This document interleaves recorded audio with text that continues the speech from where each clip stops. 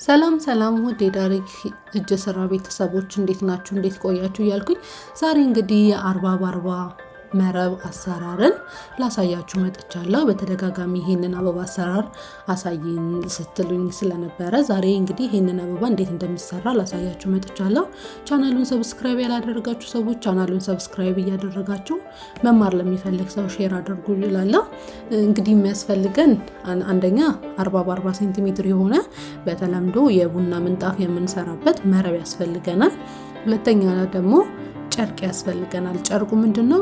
ባለፈው ጠቅሼላችኋለሁ። የምጠቀመው ጨርቅ ገበር ጨርቅ፣ ሻማ ገበር ጨርቅ ይባላል።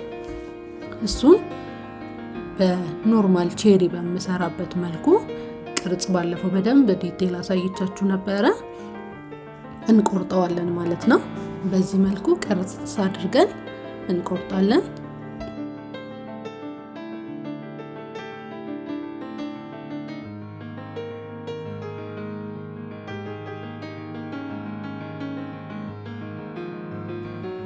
እንደዚህ ቅጠል ቅርጽ እንዲይዝልን አድርገን ከቆረጥን በኋላ ቅጠሎቹን ቅርጽ ማስያዝ እንጀምራለን ማለት ነው። ቅርጽ ለማስያዝ ሻማ ያስፈልገናል። ሻማውን በመጠቀም እያንዳንዱን የአበባ ቅርጽ እናመጣለን ማለት ነው። በእንደዚህ መልክ እያደረግን ሁሉንም አበቦች እናቃጥላለን። አንደኛ የሚቃጠለው ምክንያት እንዳይረግፍ፣ ሁለተኛ ደግሞ የራሱ የሆነ ውበት አለው ማለት ነው። በእንደዚህ መልኩ እናቃጥላለን ሁሉንም ቅጠሎች።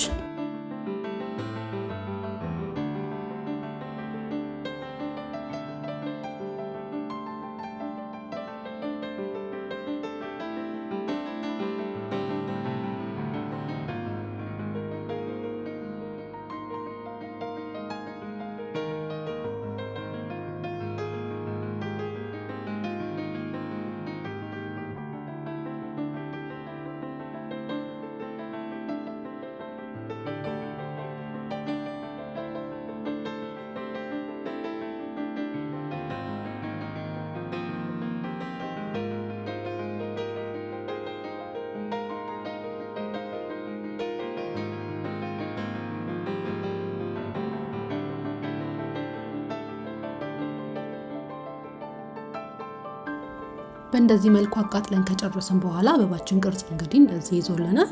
ስለዚህ ሶስቱን እያደረግን ደግሞ አንድ ላይ እናጣብቃለን ማለት ነው። በመቀጠል ሶስቱን እንደዚህ እያዛነፍን አንዱን ካንዱ እያዛነፍን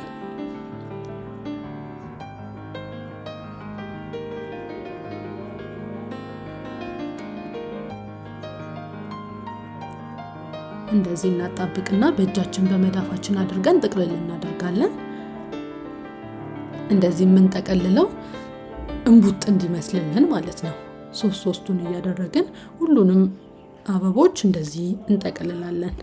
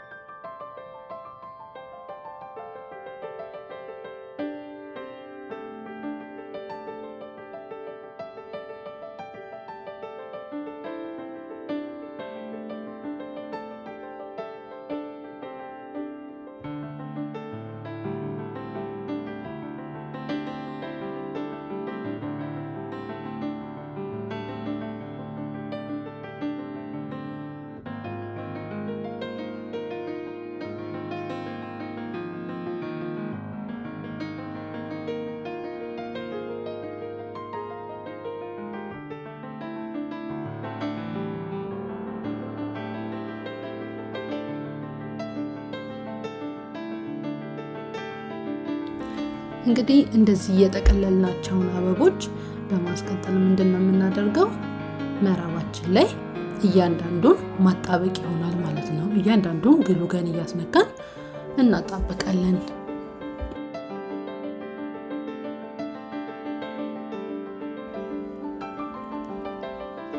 በዚህ መልኩ እንደዚህ በደንብ ግሉ እያደረግን መያያዝ፣ በደንብ ወደ ውስጥ ግሉ መግባትና መላቀቅ ስለሌለበት በደንብ እንደዚህ አድርገን ግሉ ጨምረንበት እናጣብቃለን።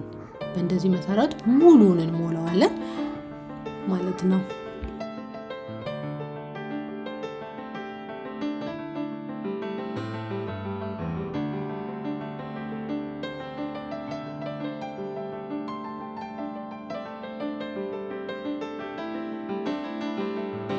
ቻናሉን ሰብስክራይብ ያላደረጋችሁ ሰዎች ቻናሉን ሰብስክራይብ በማድረግ ቤተሰብ እየሆናችሁ በየጊዜው የምሰራቸውን አዳዲስ አይነት አበቦችንና እኔ ወደ ቢዝነስ የቀየርኳቸውን ሀሳቦችን አጋራችኋለሁ። ቻናሉን ሰብስክራይብ ስለምታደርጉ አመሰግናለሁ። ስለምታበረታቱኝ ላይክ፣ ሼር፣ ኮሜንት አድርጉላለሁ።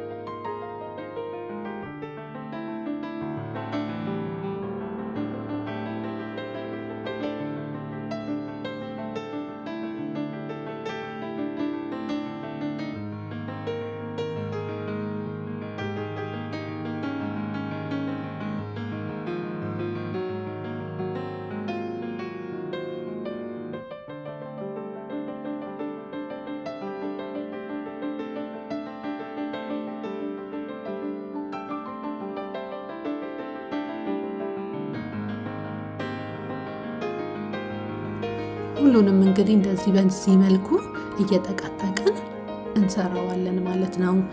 ለዚህ አሰራር ጥያቄ ካላችሁ በኮሜንት ሴክሽን ላይ አሳውቁኝ። በሚቀጥለው ደግሞ ምን አይነት አበባ እንድሰራላችሁ የምትፈልጉትን እናንተ ፎቶ ላኩልኝ፣ በዛ መሰረት ሰራላችኋለሁ። በቀጣይ የላባ አበባ አሰራር 3 አይነት የላባ አበባ አሰራር አለ፣ እሱን አሳያችኋለሁ። አመሰግናለሁ።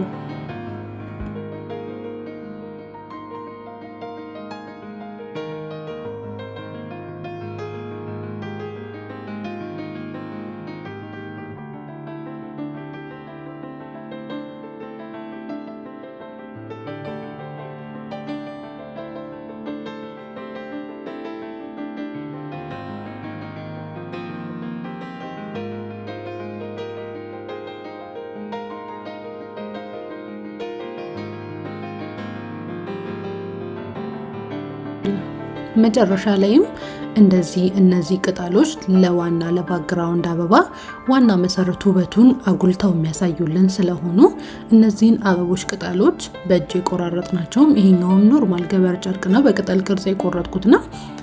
እሱን በመሃል እንከታለን ማለት ነው። ስለዚህ ለመረባችን ውበቱን አጉልቶ ያወጣልናል ማለት ነው። በስተመጨረሻም አበባችን ይሄን ይመስላል። ሁላችሁም ሰርታችሁ ሞክሩት እላለሁ። መልካም ቀን። አመሰግናለሁ።